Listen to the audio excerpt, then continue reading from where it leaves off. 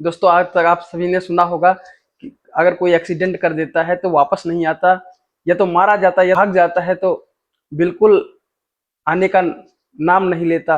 लेकिन दोस्तों आज एक ऐसे शख्स के बारे में बताने वाले हैं जो एक्सीडेंट करने के बाद भाग तो जाता है लेकिन उसका दिल नहीं मानता और वापस आता है और पूरी जान लगा के सेवा सत्कार करता है, यहाँ तक कि शादी करने तक के लिए भी तैयार हो जाता है। बहुत ही इंटरेस्टिंग कहानी होने वाली है आज की, पूरी सुन के जाइएगा। ये कहानी है एक लड़का जिसका नाम अनिल हुआ करता है। शाम की ड्यूटी करके अपने घर पे जा रहा होता है, तभी वह देखता है कि एक रोड के किनारे जो घर है वहां पे कुछ लोग नाच गाना कर रहे होते हैं। जब तक वह उधर घूम के देखता है तब तक उसको धड़ाम की आवाज सुनाई देती है। जब तक सामने देखता है कि 3 लड़कियां बिखरी पड़ी हुई होती हैं। इसके बाद वह जल्दी जल्दी कार को बैक करता है और फिर आनन फानन वहां से निकल जाता है। उसका घर लगभग 25 किलोमीटर दूर होता है। फटाफट जाके अपनी कार को अंदर कर देता है। जब उसकी माँ पूछती है, बेटा कार को क्यों अंदर कर रहे हो, वो कहता है, माँ 2-3 दिन कार से नहीं जाना है, धूप में ही खड़ी रहेगी, इसलिए सोच रहा हूँ कि अंदर कर दूं। दोस्तों उसका मन नहीं मानता है। इसके बाद भी वह फिर से अपनी गाड़ी को निकालता है, बाइक को, फिर से उस स्थान पे आता है, पूछता है। दोस्तों बहुत ही इंटरेस्टिंग कहानी होने वाली है। दोस्तों यह घटना मध्य प्रदेश की होने वाली है। एक लड़का जिसका नाम अनिल है, जो मध्य प्रदेश के छिंदवाड़ा जिले में एक पाइप की फैक्ट्री में सुपरवाइजर के पद पे काम किया करता है। इसके बाद शाम के समय में जब वह अनिल लौट रहा हुआ करता है, इसी दौरान रोड के किनारे एक गांव पड़ता है जिसका नाम नया बास होता है। नए बास में दोस्तों जैसे ही पहुंचता है, वह देखता है कि कुछ लोग सड़क के किनारे ही नाच गाना कर रहे होते हैं। इसी बीच उसका ध्यान नाच गाने की तरफ जाता है। तब तक उसकी कार के पास से आवाज आती है, तेज धड़ाम की आवाज होती है। जब वह सामने देखता है तो 3 लड़कियां बिखरी पड़ी हुई होती हैं। तीनों लड़कियां खून से लथपथ हैं। आनन फानन वह फटाफट कार को बैक करता है। वैगनार कार हुआ करती थी उसके पास।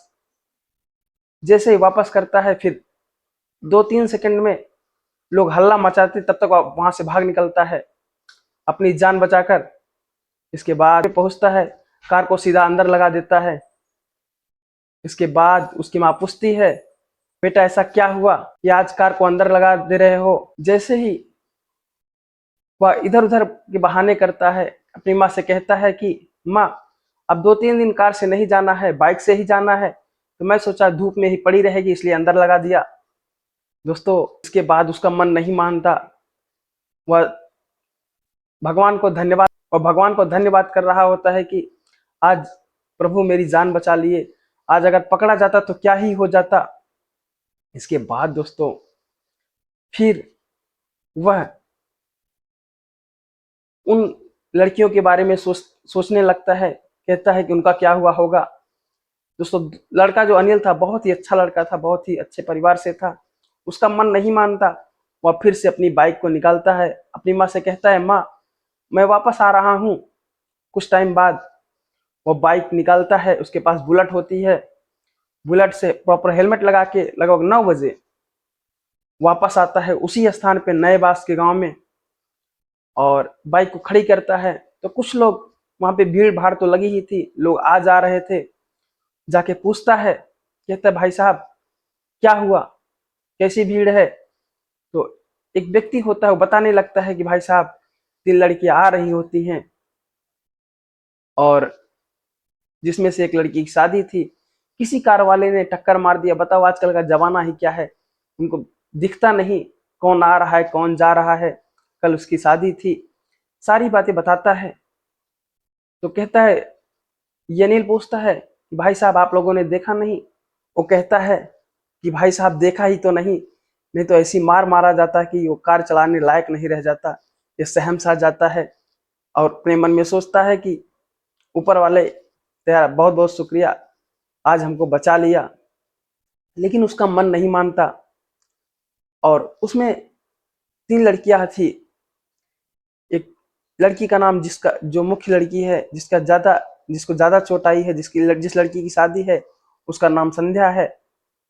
और उसकी 2 बुआ की लड़कियां हैं, एक बुआ की एक मामा की लड़की है।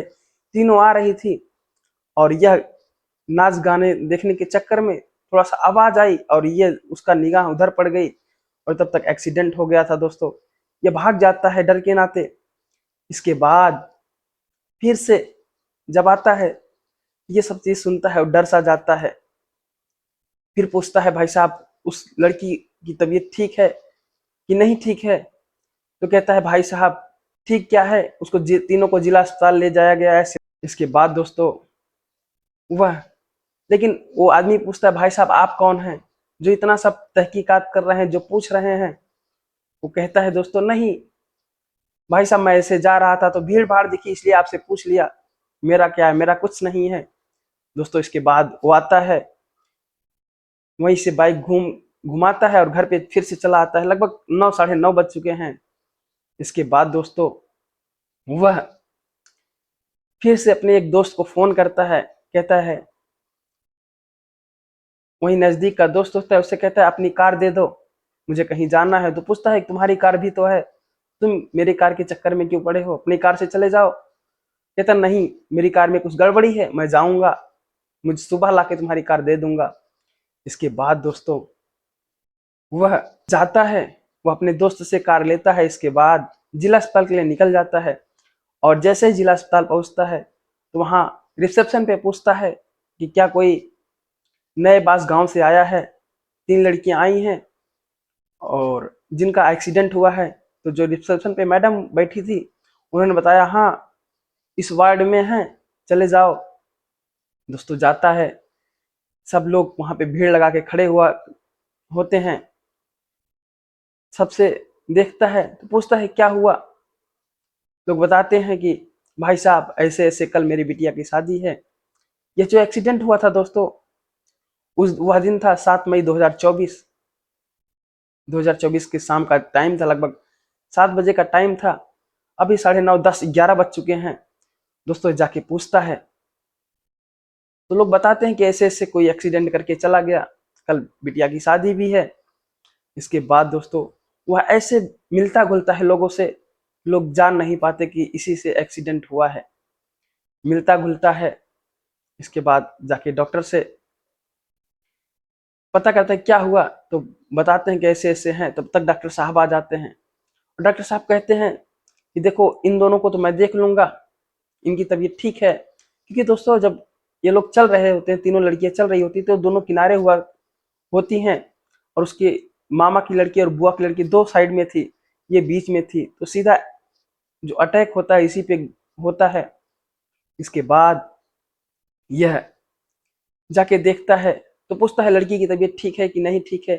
तो उसके पिताजी जो होते हैं गोकुलनाथ, वो कहते हैं बेटा बहुत, हाँ बहुत दर्द है उसको, बस टुकुर टुकुर ताके ताके जा रही है।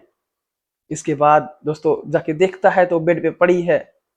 जाके डॉक्टर से बात करता है तो डॉक्टर साहब कहते हैं देखो मैं इसको तो देख नहीं सकता और इसको बड़ी अस्पताल ले जाना पड़ेगा, नागपुर एम्स लेके जाओ, वहां पे अच्छे से दिखाओ, नहीं तो खतरे के भी अंदर आ सकती है। अभी तो ठीक है क्योंकि चारों तरफ से उसकी कई पसलियां टूट चुकी थी, काफी ज्यादा चोटें आई थी, एक तरफ मुंह पूरा छिल गया था, ब्लड काफी निकल चुका था दोस्तों। लेकिन ये लोग जिद पे अड़े थे कि कहाँ लेके जाएंगे, इतनी बड़ी अस्पताल है, डॉक्टर साहब देख लो, हम गरीब आदमी हैं।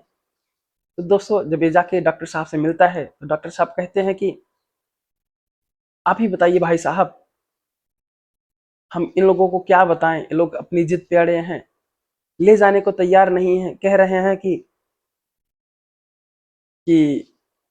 गरीब आदमी है, क्या एक्सीडेंट या कोई चीजें आती हैं तो देख के आती हैं, गरीबी या अमीरी देख के आती है क्या? एक्सीडेंट कोई आफत आती है, गरीबी अमीरी नहीं देखती। इसके बाद दोस्तों वो कहता है ठीक है मैं बात करता हूँ।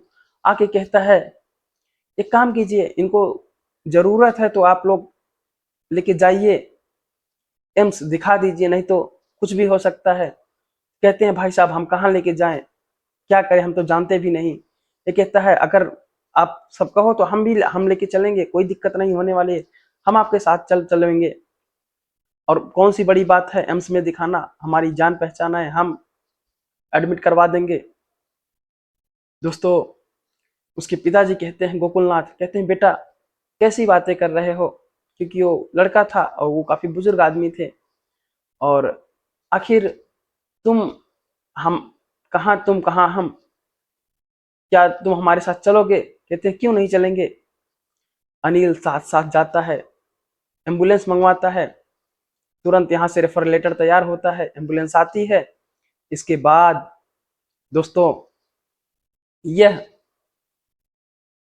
एम्बुलेंस के साथ साथ जाता है अपनी कार से, और बाकी एम्बुलेंस में दो अन्य लोग बैठते हैं, उसके पिताजी बैठते हैं, और जो संध्या होती है, संध्या की बहन सरिता बैठती है, और संध्या की माँ बैठती है, और एक दो लोग को अपने कार में बैठाता है, साथ में लेके चलता है। आगे आगे एम्बुलेंस जा रही है, पीछे पीछे कार अपनी लेके जा रहा है। वहां पे आनन फानन ले जाके तुरंत हड्डी विभाग में प्रॉपर एडमिट करवाता है, इमरजेंसी वार्ड में। दोस्तों इलाज शुरू होता है, लेकिन इधर शादी की तैयारियां चल रही होती, पैसे की भी तंगी तो थी ही। इसके बाद दोस्तों डॉक्टर के आने में समय था, वह तुरंत कहता है कि काम किया जाए, इतना तो चोट आई ही है इनको, जो एमआरआई वगैरह है बाहर से करवा लेते हैं, कम से कम रिपोर्ट तो आ जाएगी। डॉक्टर साहब चाहे जब आएंगे पता तो चल जाएगा क्या हुआ है क्या नहीं। दोस्तों इसके बाद खुद जाता है, सारी एमआरआई करवाता है, सब कुछ जितना भी बाहर का अंदर से लिखा गया था उसको बाहर से करवा के तत्काल में लाता है, क्योंकि लगभग सुबह के 3-4 बज चुके थे यहाँ तक पहुंचने में। रात तो वैसे ही हो गई थी, 11 बजे लोग निकले, 4 बजे पहुंचे, सारी चीजें करवाते 5 बज जाते हैं। सुबह होते होते जो लड़की के जिस घर में शादी हो रही थी वो लोग भी आ जाते हैं, 2 गाड़ी भर के लगभग 20 से 22 लोग, 2-3 गाड़ियों से। दोस्तों इसके बाद रिपोर्ट आती है, तो रिपोर्ट में निकलता है कि इसकी 2 पैर की पसली टूट गई है, और अंदर से फेफड़ा ठीक ठाक है, कोई दिक्कत नहीं होने वाली है। बाहर से चोट आई है पीठ में, पीठ और पेट की तरफ से, बगल से भी थोड़ा बहुत क्रैक था। धीरे धीरे सब रिपोर्ट आ जाती है। इतना सुनकर जब रिपोर्ट आती है तो उसके माँ बाप जो गोकुलनाथ थे, उसकी माँ, दोनों रोने लगते हैं। कहता है कोई बात नहीं अंकल जी, जो होना था सो हो गया, अब क्या ही कर सकते हैं। बाकी अभी उम्मीद है बहुत सारी, आप इतने अच्छे हॉस्पिटल में लाए हैं, अब तो हम लोग तो। दोस्तों इसके बाद कहते हैं तो उनको शांत कराता है, तब तक इनके घर वाले आ जाते हैं, और लगभग 7 से 8 महिलाएं होती हैं, लड़के की मामी, बुआ, मौसी सब होती हैं। ये एकाएक वार्ड में घुस जाती हैं, लड़की को देखती हैं तो लड़की बेड पे संध्या पड़ी है। इसके बाद वो लोग बाहर आते हैं, कानाफूसी शुरू हो जाती है, तो इसकी तो जिंदगी बर्बाद हो गई, हम इसको ऐसा है वैसा है, कौन ले जाएगा। इसके बाद दोस्तों वह आपस में बात करने लगते हैं। तब लड़के के पिताजी लड़की के पिताजी से कहते हैं, भाई साहब आप ही बताइए अब क्या करना है क्या नहीं करना है, क्योंकि आज ही शादी है। लड़की के पिताजी कहते हैं कि भाई साहब क्या ही बताएं, अगर आप लोग को शादी करना है तो लड़के को बुला लीजिए। लड़का भी साथ में ही गया था, और यहीं पे अब तो एडमिट ही है, 2 चुटकी सिंदूर उसकी मांग में डलवा दीजिए, बाकी बाकी की रस्म बाद में हो जाएगी। अब हम क्या ही करें, हमको तो खुद ही नहीं समझ में आ रहा है। लड़के के पिताजी कहते हैं ऐसा नहीं होने वाला, हाँ मैं शादी करने के लिए तैयार हूँ, लेकिन उस लड़की से नहीं जो तुम्हारी छोटी वाली लड़की है, शादी उससे हूँ करूंगा। अगर आप तैयार हो तो ठीक है, मैं आप अपने परिवार में बात कर लीजिए। जो लड़की के पिताजी होते हैं वो एकदम सूख से जाते हैं, उदास से हो जाते हैं, करे तो करे क्या। वो जाके अपनी पत्नी से पूछते हैं गोकुलनाथ जी कि क्या ऐसा हो सकता है। लड़की की माँ भी कहती है कि ठीक है, अभी दोस्त आज नहीं तो 2 साल बाद करना ही है, इसी से करवा देते हैं। इसके बाद दोस्तों यह सब चीजें देख के जो अनिल होता है बड़ा ही दुखी होता है कि मेरी वजह से ये सब हो रहा है, आज उस लड़की की शादी टूट रही है। दोस्तों लेकिन यह जो सब बातचीत हुई थी उसके गांव में बता दी जाती हैं। और गांव वाले भी कहते हैं कि कोई बात नहीं, शादी तो करना ही है, उसकी ही हो जाएगी, कम से कम खर्चे तो बच जाएंगे। और तब इस लड़की से पूछा जाता है सरिता से, बेटा ऐसे ऐसे बात है, सब कुछ तैयारियां हो गई हैं, अगर तुम राजी हो तो कर दिया जाए, बाकी तुम्हारी मर्जी के अकॉर्डिंग होगी।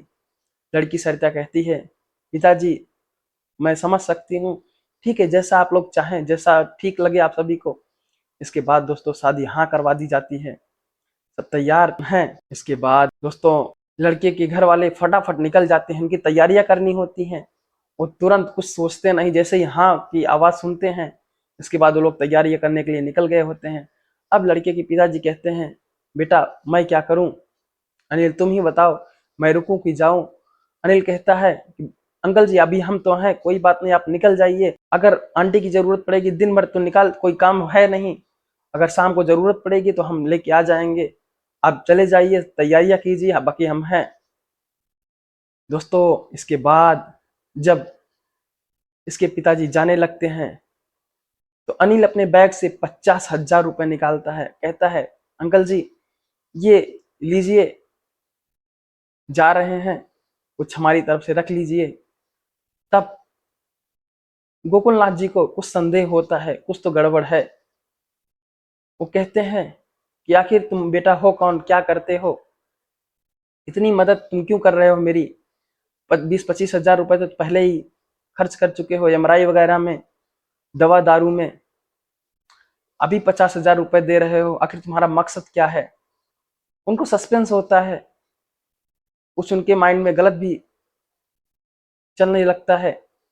वो सोचते हैं कि आखिर ये लड़का क्यों कर रहा है मेरी मदद। तो लड़का अपनी आंखों में आंसू लाता है, अनिल कहता है अंकल जी वो लड़का मैं ही हूं, जो आप जिसके कारण आपकी बेटी इस हालात में पहुंची है, उस वो कार मैं ही ड्राइव कर रहा था, लेकिन मैं करता तो करता क्या, अगर मैं वहां रुकता तो वहां के लोग मुझे जान से मार देते, मैं रुक के कुछ नहीं कर सकता था, मैं लोगों की आंखों को देख चुका था, लोगों के आत्मविश्वास ऐसा जग रहा था कि बस पाएंगे हमको मार देंगे। मैं आनंद फानन वहां से भाग गया, लेकिन मेरे मन में कुछ ऐसा नहीं था, गलती तो अनजाने में हुई है। इसके बाद दोस्तों उसके पिताजी कहते हैं, बेटा तुम गलती तो किए ही हो, तुम्हें कम से कम मेरी बेटी को हॉस्पिटल पहुंचा देना था उसी कार से। बोला अंकल जी अगर मैं ये सब करता तो मुझे कोई छोड़ता नहीं, मेरे मन में जबकि कुछ ऐसा नहीं था। लेकिन कहते हैं बेटा कोई बात नहीं, तुम इतने अच्छे हो कि फिर से वापस आए, तुम अपने फर्ज को निभा रहे हो, तुमने छोड़ा नहीं है। आंखों उसको पकड़ के बहुत रोने लगते हैं, भावुक हो जाते हैं, ये लड़का भी रोने लगता है। इसके बाद दोस्तों यह कहता है अंकल जी जाइए आप, मैं देख लूंगा यहाँ पे। दोस्तों चले जाते हैं, तैयारियां इधर शुरू हो जाती हैं, साथ ही साथ सरिता भी चली जाती है जो उसकी लड़की की बहन होती है, क्योंकि अब तो शादी इसी की होनी है, दुल्हन यही बनेगी। वो लोग चले जाते हैं दोस्तों। यह सब बात 4-5 लोग वहां पे आसपास जो होते हैं वो सब देख रहे होते हैं। लड़की की माँ आती है, लड़की से बताती है कि ऐसे ऐसी बात है, ये वही लड़का है जिसने तुम्हारा एक्सीडेंट किया था। और पहले भी सोच रही थी कि ये लड़का आखिर है कौन जो इतनी मदद हम लोग की कर रहा है। सब सस्पेंस में थे, अब तो सब कुछ सामने आ गया है, लेकिन कोई कुछ नहीं कहता। दोस्तों तब तक यह जो संध्या होती है कहती है आखिर तुम बताओ, ये जाके माफी मांगने लगता है, कहता है कि संध्या मुझे सॉरी बोलता है, माफ कर दो, मैं जाने में थोड़ी नहीं किया था ये सब चीजें, मैं भी गाना सुन ऐसे ही आवाज आई तो मैं उधर देखने लगा, इतने में क्या हुआ कि मैं खुद नहीं समझ पाया। संध्या कहती है कि नहीं ऐसा कुछ नहीं, यही तो मेरे साथ भी हुआ, हम लोग भी नहीं समझ पाए गाना के चक्कर में कब आपकी कार के सामने आ गई। इसके बाद दोस्तों संध्या कहती है कि अगर मैं मर जाती तो तब भी क्या तुम मेरे घर वालों की हेल्प करने आते। जो लड़का है वो कहता है कि नहीं ऐसा कैसे हो सकता है, मैं यहाँ से गया तो मेरा दिल नहीं माना, मैंने भगवान से बहुत प्रार्थना की कि आप लोगों के साथ कुछ ना हो ऐसा, आप लोग सही सलामत हो। दोस्तों इसके बाद वो कहती है कि मेरी आखिरी इच्छा है, मुझे मेरी शादी होती या ना होती, लेकिन मैं चाहती थी कि मैं अपनी बहन की शादी जरूर देखूं। दोस्तों इसके बाद वो कहता है ऐसा तो संभव नहीं है, क्योंकि डॉक्टर साहब छुट्टी नहीं देंगे। जाके डॉक्टर बोलता है बात करो, लड़की जिद पे अड़ जाती है, जाता है बात करता है, डॉक्टर बिगड़ जाता है, नाराज था, कह रहा था ऐसा थोड़ी ना होता है कि जब आओ, अगर तुम्हें जाना है तो यहाँ से डिस्चार्ज करवा लो, जा सकते हो, लेकिन फिर से एडमिट होने का कोई चांस नहीं होता, प्राइवेट हॉस्पिटल समझ के बैठे हो। आखिर दोस्तों यह मान जाती है कि नहीं जाना है। इसके बाद दोस्तों कहता है ठीक है, मैं वादा करता हूँ कि तुमको शादी दिखाऊंगा। उसके पास 2 फोन थे, क्योंकि काफी अच्छी फैमिली से था। एक फोन संध्या को दे देता है और उसकी माँ को लेकर निकल जाता है। एक आदमी और होता है जो उसकी देख रेख के लिए होता है।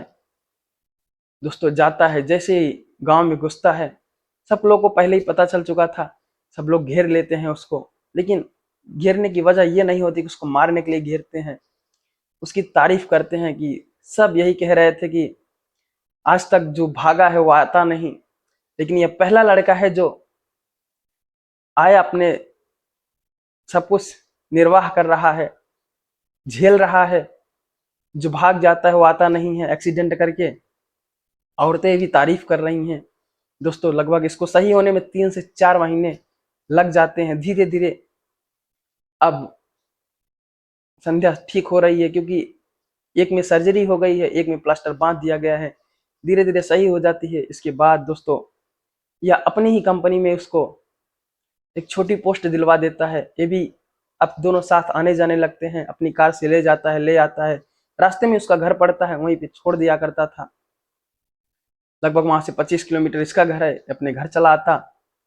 दोस्तों इसके बाद धीरे धीरे लगभग काफी टाइम गुजर जाता है, 1 साल का। अब दोनों में काफी अटैचमेंट बढ़ गई है, दोनों एक दूसरे के करीब हो गए हैं।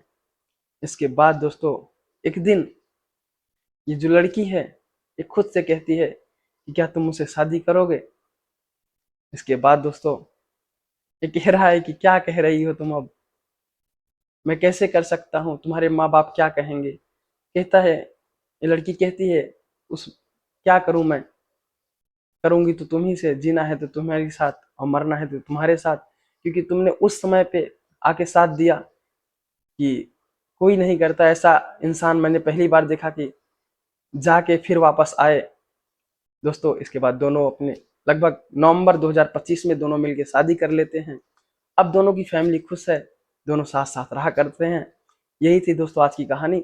अगर अच्छी लगी हो तो चैनल को सब्सक्राइब कर लीजिए और बेल आइकन को ऑन कर लीजिए। अगर फेसबुक पेज पे देख रहे हो तो चैनल को फॉलो करना ना भूलें और लाइक का बटन जरूर दबाएं। All the best. जय हिंद, जय भारत। Take care.